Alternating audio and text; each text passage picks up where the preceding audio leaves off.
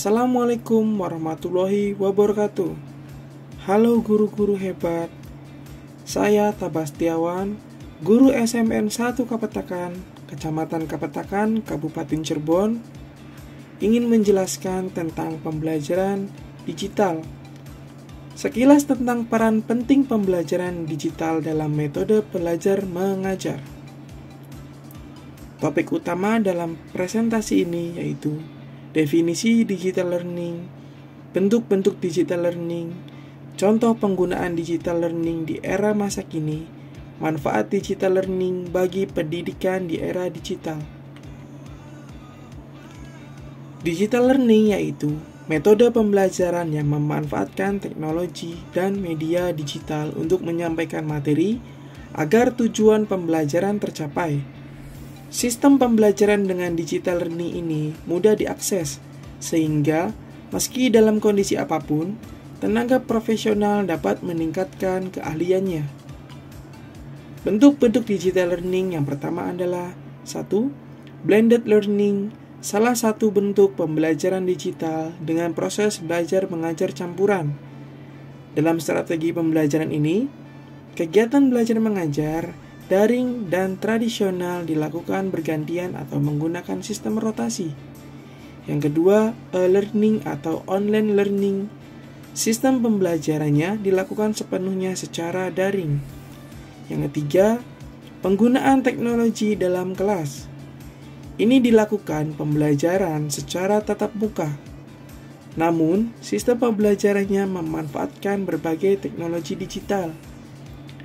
Yang keempat adalah adaptive learning, metode pembelajaran yang menggunakan algoritma khusus dalam pembuatan rencana belajar dan materi masing-masing tenaga profesional.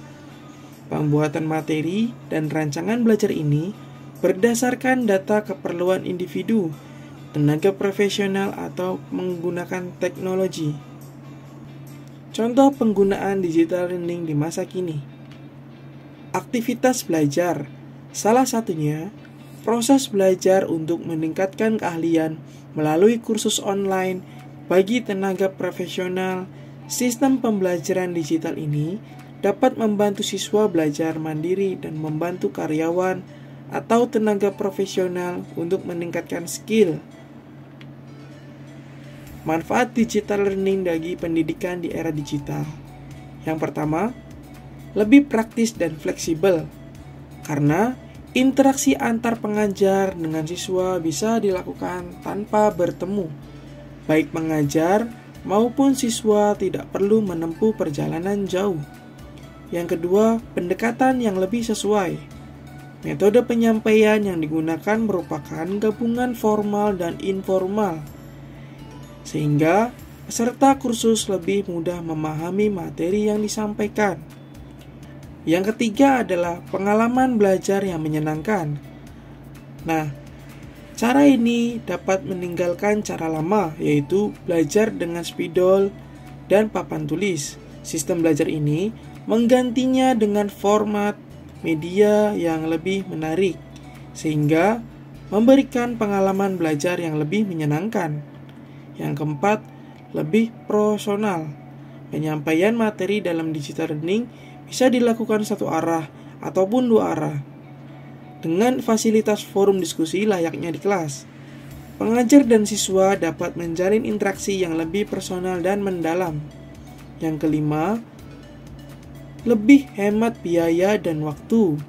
Dalam pembelajaran konvensional, baik pengajar dan siswa membutuhkan waktu untuk menuju tempat kursus dan tentu juga membutuhkan biaya untuk pembelian buku, fotokopi, dan pengeluaran lain-lain. Peserta hanya perlu koneksi internet. Yang keenam, lebih ramah lingkungan. Di sini, dengan tidak membuat catatan, peserta tidak lagi memerlukan banyak kertas atau buku catatan, karena secara tidak langsung, metode digital learning telah mengurangi penggunaan kertas dan menciptakan metode belajar yang lebih ramah lingkungan. Contoh beberapa metode yang bisa diterapkan dalam pembelajaran di era digital. Contoh beberapa metode yang bisa diterapkan dalam pembelajaran digital. Yang pertama ada Kahoot. Yang kedua ada Google Classroom. Yang ketiga Microsoft.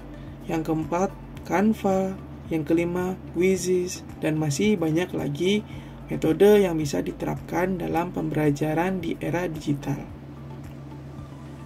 Di sini saya mengutip quotes dari David Warlick, yaitu teknologi perlu ada di setiap kelas dan dikuasai setiap siswa dan guru, karena ini adalah pena dan kertas zaman ini. Dan inilah lensa kita untuk merasakan banyak hal di dunia. Terima kasih. Semoga kita bisa mempelajari sesuatu yang baru. Sekian, wassalamualaikum warahmatullahi wabarakatuh.